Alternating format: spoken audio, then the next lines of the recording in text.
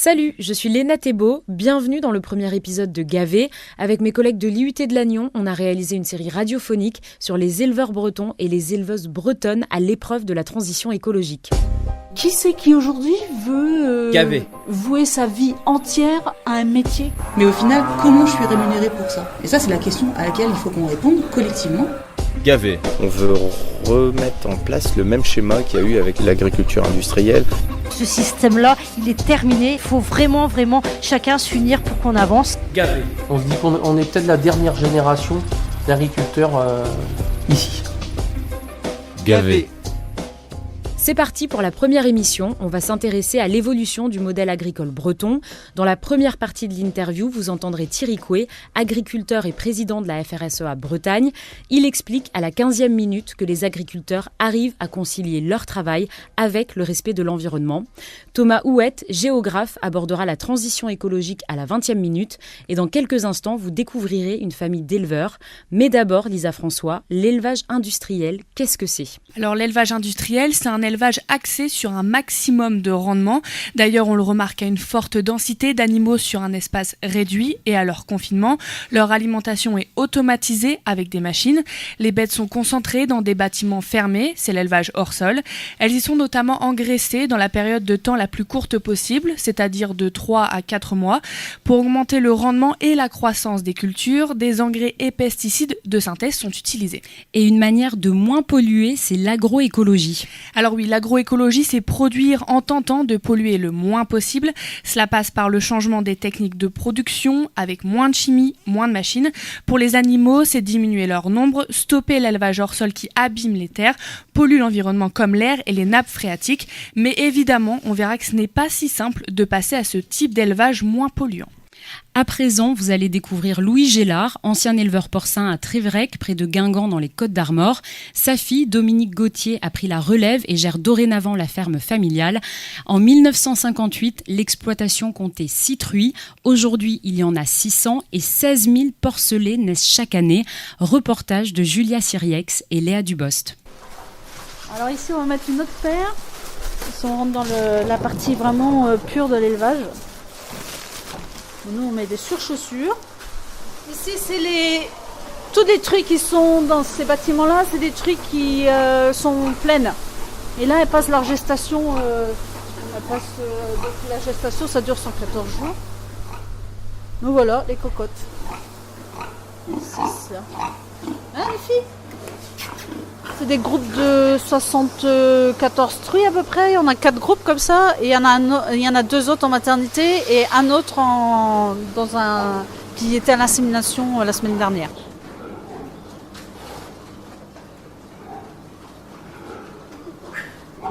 On est à 600 truies depuis que j'ai lâché à 65 ans. Et depuis on n'a pas bougé. Donc voilà les petits cochons. Comment dire donc par contre, la productivité par truie a beaucoup progressé. Quand papa est parti en retraite, il nous a légué un élevage qui était au top. Il nous a dit à l'époque, voilà, j'ai fait tout ce qu'il fallait faire, maintenant vous pouvez rouler. Bon, depuis on en a fait quand même pas mal. On a continué à garder l'outil en très bon état, dans la même idée d'évolution que papa a toujours eu pendant sa carrière. Mais quand vous avez récupéré la ferme au tout début, c'était comment au tout début quand vous avez repris l'exploitation ? Déjà je travaillais avec des chevaux. Après, on avait eu le premier tracteur, un pony des diesel. C'était une révolution. Et puis, on ne voulait pas emprunter. Je me rappelle qu'on avait acheté le tracteur, on avait pris de l'argent avec grand-mère qui nous avait dépanné. Après, il fallait la rembourser relativement vite. Quand le tracteur est arrivé, petit à petit, ils se sont séparés des chevaux, donc de l'énergie animale, pour passer à une énergie fossile, quoi. Et les terres ont pu être entièrement consacrées à la culture de céréales qui permettait de nourrir les animaux de la ferme. J'avais envie de reprendre la ferme parce que j'avais un oncle qui était commerçant en grains et puis c'était ma vision. Celui-là, il avait réussi. Quand tu es rentré du service militaire, quand tu m'as souvent dit ça, tu es arrivé à la maison et tu te dis, il y avait tes parents, il y avait des gens qui travaillaient là, quand il y avait plein de monde sur la petite ferme, et tu t'es dit, c'est pas possible, on va pas pouvoir tous vivre comme ça. Il va falloir faire quelque chose. Explique avec tes mots comment t'as vu ça. Je me disais que pour faire vivre tout ça sur une petite ferme, je ne voyais pas. Et donc là, tu as pris le taureau par les cornes et puis tu t'es dit, il faut que je me bouge pour pouvoir développer mon affaire et pouvoir en vivre correctement. C'était ça l'idée, quoi. C'est mieux maintenant, parce que les conditions de travail ont évolué quand même. Moi, je me rappelle, j'ai le bras là qui ne va pas droit. Au départ, l'alimentation n'était pas automatisée. Donc, tout se faisait à la main. Et donc, on arrivait dans une porcherie avec un chariot plein d'aliments et on donnait une pelle d'aliments à chaque animal. Et c'est vrai que manuellement, ça c'était pour les TMS là, les troubles musculo-squelettiques là, c'était terrible. Et papa, il a son bras qui va plus droit parce que il a souffert de ça. Et aujourd'hui, toutes ces tâches pénibles sont automatisées. Et ça a été une évolution majeure. L'automatisation de l'alimentation dans les élevages. Et papa a été initiateur en la matière. Ça, c'est une évolution carrément positive. Et aujourd'hui, notre métier consiste, pour une bonne partie, à observer nos animaux et en prendre soin, quoi. Tu vois, toute l'alimentation, c'est automatique. Il y a un ordinateur qui gère la ration de chacune. C'est quand elles mettent bas, par exemple, elles ont 2 kilos le jour de la mise bas. Après, on monte à 2,5 kg, 2 kg, 3 kg, 3,5 kg, voilà. Alors, si on fait manuellement, c'est pas précis. Par contre, la machine, elle le fait très précisément. Donc ça, c'est top. Donc là, il y a une truc qui est en train de qui va donner à boire, là. Quand c'était nous qui étions en activité, pour moi, on n'était pas au top en truie, mais comment dire donc, pour les engraissements, j'ai toujours renouvelé les bâtiments au fur et à mesure. De niveau technique, ils étaient bien. Papa, ça a toujours été un passionné de bâtiments, dans le sens où il a toujours recherché à construire des bâtiments qui permettent aux animaux d'avoir le meilleur confort qui soit, et que ça soit des bâtiments qui soient aussi rentables économiquement. Parce que pour pouvoir vivre de notre métier, il faut rechercher une rentabilité économique. Ça, par exemple, ce bâtiment-là,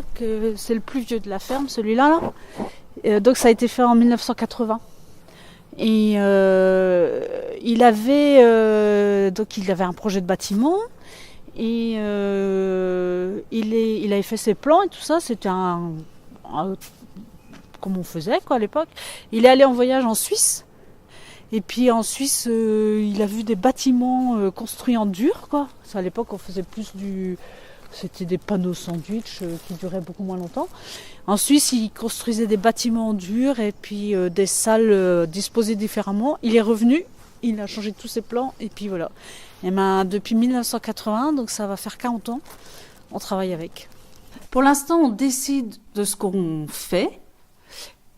Après, voilà, il y a une réglementation qui est en vigueur, donc on la suit. Donc, des fois, c'est rien, la réglementation nous oblige à des contraintes qu'on n'avait pas imaginées avant. Mais bon, on s'adapte. Et puis, voilà, quoi, l'élevage évolue et c'est normal.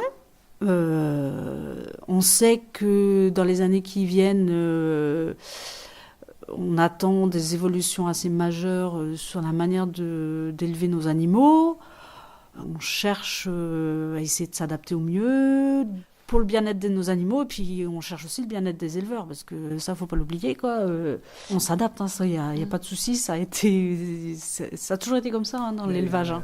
On est obligé de s'adapter pour le consommateur.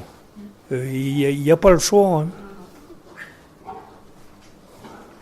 Quand je parlais des évolutions tout à l'heure à venir, c'est un sujet, la maternité, c'est les cases en liberté.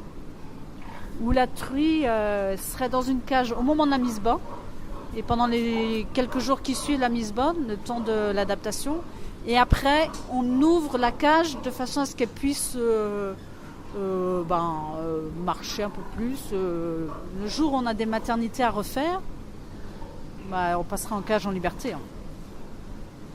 C'est pas une obligation, mais on sent que c'est une demande sociétale.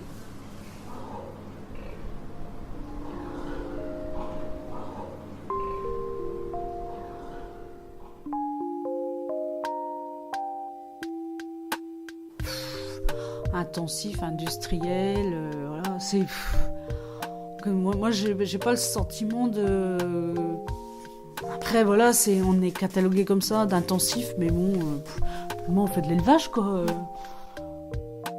De l'élevage, oui, mais qui n'est pas sans conséquences. Léa Dubost, le secteur de l'élevage polluerait plus que celui des transports.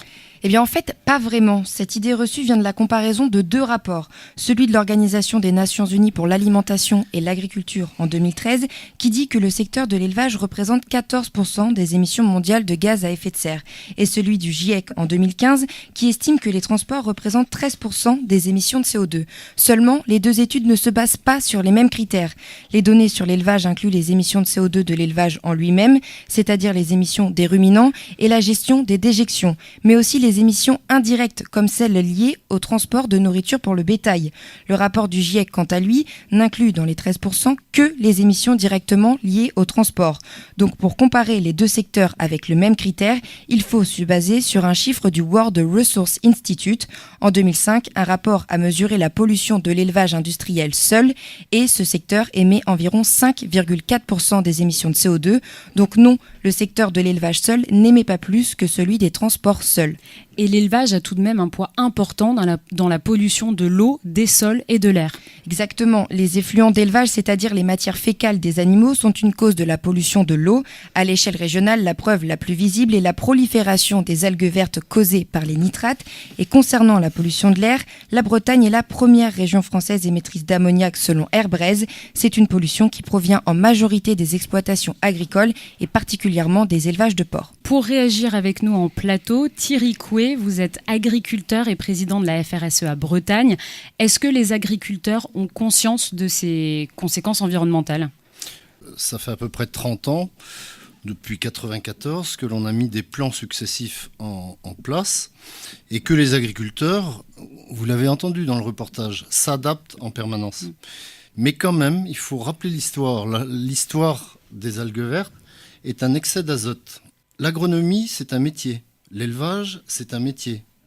L'utilisation des effluents d'élevage ou des lisiers, des fumiers, etc., c'est de l'agronomie. C'est-à-dire la bonne utilisation de ces effluents permet une économie circulaire, c'est-à-dire que l'animal consomme des céréales. Ces céréales sont fertilisées par les déjections animales, etc. Lorsque l'équilibre est bon, l'équilibre agronomique, il n'y a aucun souci. Après, c'est dans la gestion que l'on fait de la communication qui s'est faite autour de ça. Mais on a relevé le défi puisqu'aujourd'hui, la qualité de l'eau ne cesse de s'améliorer en Bretagne. Il faut aussi le dire. Donc aujourd'hui, les agriculteurs, ils arrivent à concilier leur métier avec le respect de l'environnement ? Mais évidemment, puisque de toute façon, les réglementations sont là puisque, alors je vais être très technique, mais dans la politique agricole commune, à peu près la moitié des aides sont consacrées à l'environnement. Et donc, que ce soit sur l'air, l'eau, les sols, etc., tout ça fait partie d'un tout. Donc on touche les subsides européens à partir du moment où l'on a un cahier des charges strict sur la gestion de nos effluents et la gestion de nos élevages. Alors également en plateau avec nous, Thomas Houette, vous êtes géographe et directeur de recherche au CNRS de Rennes. Est-ce que vous êtes d'accord avec ce que vient de dire Thierry Coué ? On ne peut pas le contredire, hein, ça c'est sûr. Je pense qu'il y a aussi une conjonction de plusieurs choses, c'est-à-dire que durant la phase d'après-guerre où on a demandé à la Bretagne de nourrir la France et c'était indispensable, il y a eu une transformation des paysages agricoles qui ont amené aussi à de nouvelles pratiques. Donc il y a eu tout ce qui est mécanisation, remembrement, les lois rurales pour tout ce qui est transformation foncière, parce qu'il y avait beaucoup trop de monde dans les campagnes pour pouvoir avoir des structures qui puissent produire. Ce qu'on n'a pas été capable d'anticiper à l'époque, c'est effectivement les bons conseils en termes de pratiques agricoles. Il y a eu peut-être des choses dont on n'avait pas conscience à l'époque, hein, c'est-à-dire qu'on ne savait pas si en mettre trop c'était bien ou mal. Et il se trouve qu'aujourd'hui, on commence aussi à très clairement connaître le cycle de l'eau, le fait de savoir qu'une goutte de nitrate met entre 20 et 30 ans à arriver à l'exutoire. Donc du coup, la pollution qu'on a eue ces dernières années résulte de pratiques d'il y a 20 ans et ainsi de suite. Et donc du coup, l'amélioration prend beaucoup plus de temps. Donc voilà, ça c'est des choses qui rentrent dans les mœurs, qui rentrent dans les savoirs. Donc c'est difficile de faire un rapprochement direct, mais la corrélation, elle est claire. C'est-à-dire qu'il y a eu un manque de communication, il y a eu un manque d'information pour éviter d'avoir à faire des choses comme ça.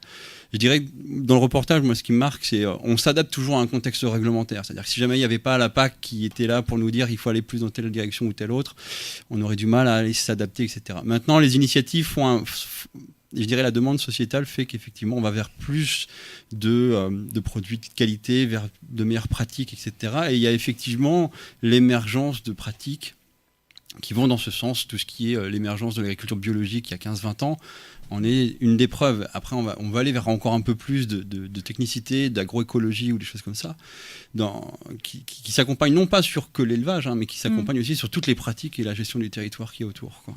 Donc il y a une meilleure connaissance du terrain de la part des éleveurs et une prise de conscience. Assurément, et je pense qu'il y a eu énormément d'argent investi dans tout ce qui est les programmes Bretagne au pur, plan de maîtrise des pollutions d'origine agricole, où tous ces aspects-là y ont contribué. Et je dirais, si jamais on devait faire notre autocritique en tant que en tant que chercheur, on n'est peut-être pas assez sollicité pour aller apporter de la connaissance sur ce qu'il faudrait faire ou éviter de faire, en tout cas à long terme. Voilà. Thierry Coué, est-ce que les méthodes d'élevage sont en train de changer sur ces dernières années ? Vous le voyez, alors il l'a dit, il y a la réglementation, mais en Bretagne on a une particularité, c'est qu'en général on a anticipé les réglementations, sauf sur ce fameux coup des nitrates où on s'est fait dépasser parce que la connaissance n'était pas là à l'époque. À l'époque, il faut quand même savoir qu'on nous demandait de produire, 1, 2, et pour la France, et pour tout le monde, et à pas cher. On est sorti de l'autarcie dans les années 60 pour aller vers l'exportation avec le maintien d'une population agricole qui était la volonté de la Bretagne, maintenir au pays un maximum de gens. Ensuite, vous me posez la question sur le bien-être. Alors oui, c'est une préoccupation énorme. Porcherie verte, par exemple, c'est un programme des années 80. Donc on a bien évolué sur l'aspect environnemental, l'aspect bien-être des animaux. On est sur des structures familiales encore en Bretagne, que ce soit en lait, en vache, dans toutes les productions. Et donc c'est une agriculture qui repose sur une famille et des capitaux familiaux. Alors évidemment, on peut dire oui, on va vers une agriculture industrielle. Regardez dans tous les pays qui nous environnent, simplement en Europe. Nous sommes les nains de jardin de l'Europe en termes de structure aujourd'hui d'élevage. Il faut avoir ça à l'idée. Donc vous qualifiez l'élevage français de familial ? Ben évidemment. Lorsque je vais provoquer, mais lorsque on se scandalise sur les 1000 vaches, oui, on peut ne pas être d'accord, parce que là on sortait des capitaux familiaux stricto sensu. Bon, mais les 10 000 vaches, c'est ce qui se fait couramment en Allemagne. 10 000 vaches. Les 70 000 porcs en Chine sont des élevages courants aujourd'hui. Donc voilà, je ne dis pas que c'est la solution. Alors Thomas Houet, vous aviez peut-être une petite réaction rapide. Non, mais ce qui est important dans ce qui est dit, c'est qu'il y a effectivement une inertie qu'il faut prendre en compte. C'est-à-dire qu'effectivement, quand on hérite d'une structure d'exploitation, on ne va pas la transformer du jour au lendemain. Et pour anticiper une transition écologique, on a cette inertie-là avec laquelle il faut faire. Je pense qu'aujourd'hui, la Bretagne elle fait face à un virage et à une opportunité. C'est-à-dire, soit on choisit d'aller faire effectivement ce qui se fait à l'étranger pour faire le même modèle industriel, et auquel cas là c'est un choix aussi national de gouvernement, ou soit on peut très bien imaginer qu'on saisisse l'opportunité d'avoir des petites structures pour faire plus de choses différemment et qui sont vers plus de qualitatifs sur lesquels on va faire des marches différentes. Et je dirais, les prospectives agricoles aujourd'hui, elles plaident pour le maintien de la biodiversité, pour la meilleure qualité de l'environnement, etc., vers le maintien de ces petites structures, pour aller vers plus de diversité et de diversification. Je dirais, même pour être critique envers l'histoire bretonne, c'est que le fait d'avoir déjà des bassins de spécialisation porcine ou laitière, etc., ne favorise pas cette diversité dans les structures locales. Voilà, il faut faire avec. La seule chose, c'est comment est-ce qu'on peut construire ensemble une nouvelle évolution, un nouveau modèle qui ne soit pas que centré sur des valeurs économiques, mais je pense qu'on est à cette phase de transformation et voilà. Alors, je suis désolée, il faut qu'on avance dans l'émission. En 2018, la France a perdu 1,5 à 2% de ses chefs d'exploitation agricole, donc environ 4500 agriculteurs en moins par rapport à 2017. C'est ce qui ressort d'une étude de la Mutualité sociale agricole, mais c'est quand même l'un des secteurs qui génère le plus d'emplois en Bretagne, Léa Dubost. En effet, 67 000 personnes sont employées dans des exploitations agricoles. En 2018, l'activité du secteur a fourni 4,1% des emplois bretons, ce qui ne paraît pas étonnant, étant donné que quasiment 2/3 du territoire régional est consacré à l'agriculture, selon la Chambre d'agriculture de Bretagne. Oui, la Bretagne est quand même la première région en matière de production animale. La Bretagne fournit plus du tiers de la production animale du pays. Juste quelques chiffres, un poulet français sur 3 est produit en Bretagne et environ 56% du cheptel français de porc est élevé en Bretagne en 2017. L'agroalimentaire est le premier secteur industriel breton. Thomas Houet, est-ce que c'est le système intensif qui a créé autant d'emplois ? Je pense que je laisserai mon collègue l'évoquer, mais là encore, alors c'est parce que c'est pas mon domaine de compétence, clairement, mais je pense que ce qui est important aussi, c'est qu'effectivement, la gestion de ces territoires-là implique automatiquement une forte main-d'œuvre. Alors, plus l'élevage va être productif, plus effectivement on aura encore besoin de main-d'œuvre. Moi, je dirais aujourd'hui, ce qui m'inquiète, c'est la tendance que l'on observe à la diminution du nombre d'exploitations agricoles qui, de fait, obligatoirement, vont emmener une augmentation un agrandissement des structures d'exploitation agricole. Et cet agrandissement va s'accompagner par une augmentation des temps de gestion de leur territoire, une baisse du temps nécessaire à la gestion du bocage, des zones humides, de tout ce qui va être favorable à la biodiversité et à la qualité de l'environnement d'une façon générale. Et je dirais, la taille des exploitations au sens bâtiment d'élevage ou atelier spécifique, etc., est une façon aussi de diminuer ces temps de gestion. Donc là, on fait face à un gros défi qui va être de comment maintenir la démographie agricole et le salariat agricole de façon à pouvoir tendre vers un autre modèle de développement. Si on n'a pas les soutiens nécessaires pour ça, il est évident qu'on ne va pas aller vers un système qui va nous permettre d'aller vers une meilleure qualité de l'environnement. Vous l'évoquiez tout à l'heure un petit peu, Thierry Coué, mais est-ce que c'est le plan de modernisation de la Bretagne qui a en partie participé à l'évolution du modèle agricole breton vers l'intensif ? Attendez, là, il faut quand même se resituer tout ça dans un contexte européen. Je vous ai dit tout à l'heure, le modèle breton, tel qu'on l'a présenté dans les années 50-60. Ce modèle breton a reposé sur des petites structures, a reposé sur la mise en place de coopératives, de CUMA, de coopératives d'utilisation de matériel agricole, enfin d'une socialisation complète de l'agriculture. Donc dire aujourd'hui que ce modèle est intensif, industriel, c'est quand même un comble, puisque c'était le modèle social en fait le plus accompagnant pour l'agriculteur. Après, lorsque l'on est sur tous les marchés, et la vocation de la Bretagne était, je vous rappelle juste que la Bretagne est excentrée complètement, on est plus près des États-Unis que parfois des pays de l'Est, donc vous voyez qu'on est à la pointe de l'Europe. Et donc, on a vocation, de toute façon, à vendre les produits ailleurs. Si on consommait tout ce qu'on produit en Bretagne, vous voyez un peu l'obésité que l'on aurait. Mais le problème, il est sur la gestion de cette production, donc beaucoup d'emplois, beaucoup de développement économique et de produits sanitairement parfaits. Il faut quand même le dire, la Bretagne, sur le plan exigence sanitaire pour le consommateur, a répondu complètement à l'appel. Alors après, on peut discuter sur a-t-elle eu raison. Aujourd'hui, le modèle breton, c'est quoi ? C'est un multimodèle. Il n'y a pas un modèle. Vous ne trouverez pas une exploitation porcine qui ressemble à sa voisine, ni une exploitation laitière qui pratique de la même façon que son voisin. Est-ce que vous êtes d'accord, Thomas Houette ? Là encore, je vais plus prendre du recul. C'est-à-dire qu'il y a eu un modèle d'évolution de la société, de l'économie bretonne après-guerre, qui a, grâce à cet accompagnement qui a été évoqué, amené à une transformation du territoire qui est importante. Aujourd'hui, on fait aussi face à des tendances extérieures, entre guillemets, ou démographiques, qui font qu'il y a eu tous les phénomènes d'urbanisation et de fuite des territoires agricoles qui est... Je dirais, voilà, malheureusement, on est rentré dans un cycle un peu différent où on a réussi à sortir la Bretagne de ce système complètement autarcique qui a été évoqué, qui était complètement, à limite, presque arriéré, si on peut dire, à un modèle qui est victime de son succès presque. C'est-à-dire qu'aujourd'hui, voilà, ça a engendré des conséquences auxquelles on ne s'était pas attendu et sur lesquelles ils ont été dépassés. Et on fait face à des nouveaux défis. Le problème, c'est que c'est un système qui a une très forte inertie. Et la question, c'est de savoir comment est-ce qu'on peut aussi être en mesure de se dégager de cette trajectoire dans laquelle on est pour pouvoir essayer de prendre un virage qui soit socialement acceptable et pour redorer aussi le blason de l'agriculture qui est, à mon avis, une des images de marque de la Bretagne. Et est-ce que tous les éleveurs ont suivi ce mouvement d'intensification de l'élevage ou d'augmentation du nombre de leurs bêtes ? Ce que je vous ai dit, on est complètement multimodal. Il n'y a pas un modèle en Bretagne, il y a des modèles. Mon élevage ne correspond pas à celui de mon voisin. Chacun s'est adapté selon ses compétences techniques, mais aussi son approche de l'animal.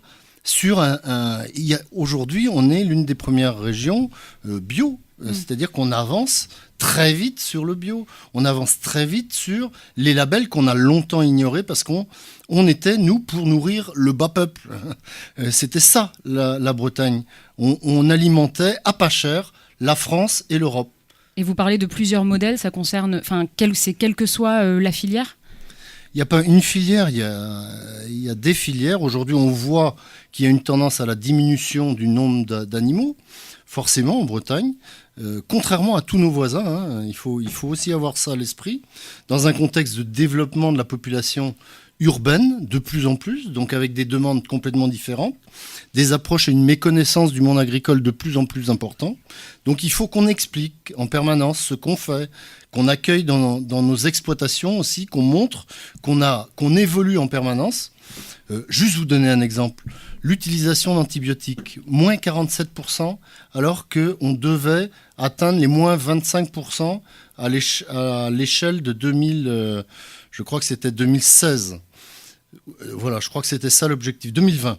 Et on a déjà dépassé l'objectif. Donc ça veut dire que, en gros, les éleveurs aujourd'hui sont prêts à faire énormément d'efforts, à condition que l'on prenne en compte l'ensemble des facteurs. Oui, la Bretagne aujourd'hui n'est plus un modèle en tant que tel, standard dit industriel, mais a une multifonctionnalité de son agriculture. Merci à vous Thierry Coué et Thomas Houette. Au prochain épisode, vous retrouverez Jean-Yvon Pratt, éleveur laitier à Ploirette dans les Côtes-d'Armor. Voici un petit avant-goût. Ce qu'il faut se dire, c'est que c'est pas parce que on a 120 vaches et qu'on produit 1 million de litres de lait que c'est pas raisonné. Ça, c'est très important de se le dire. C'est pas parce que vous avez des robots de traite que vos vaches ne sortent plus, que tout est livré par semis avec des provenances de je ne sais où, c'est pas ça. Vous pouvez nous retrouver sur nos pages Facebook, Twitter et Instagram à LPJ Lannion. Et si le sujet vous intéresse, jetez un œil au magazine Salami, 148 pages consacrées au porc breton sous toutes ses facettes. Merci pour votre écoute.